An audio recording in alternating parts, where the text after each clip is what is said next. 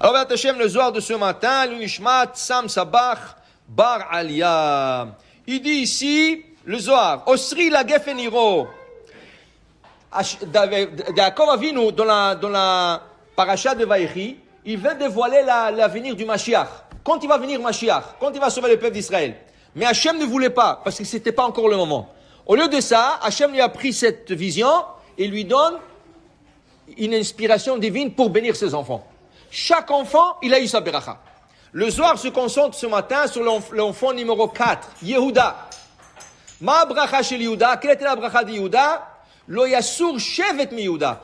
Kol malchei Israël, tout le roi d'Israël, il vient de Yehuda. Tu ne peux pas avoir un roi qui n'est pas de Yehuda, de la tribu de Yehuda. Okay? Et en plus de ça, ils te disent que le premier roi d'Israël n'était pas de Yehuda. Qui était? C'était le roi Shaoul. Ezeme Shevet, quelle tribu il était? Binyamin.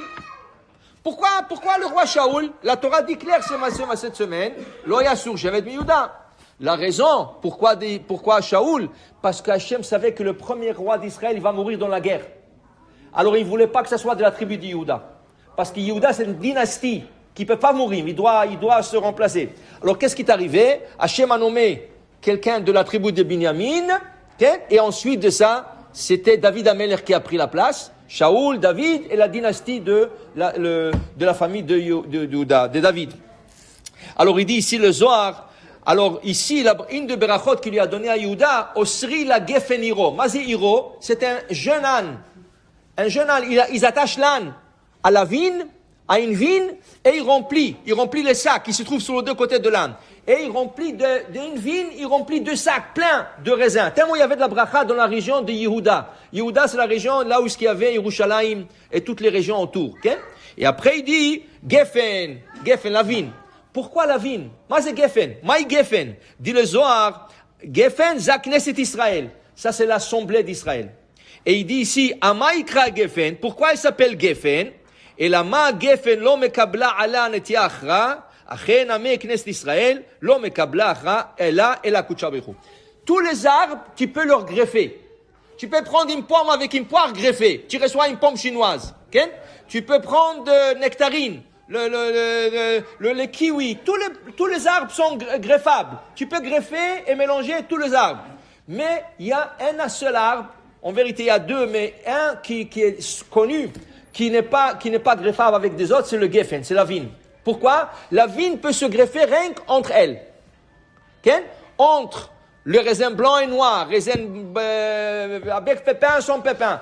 Entre eux, ils se mélangent, mais ils ne se mélangent pas avec un autre arbre. Et c'est d'ailleurs, le Midrash, il dit, c'était la plante que Noach, il a mis dans la Teva.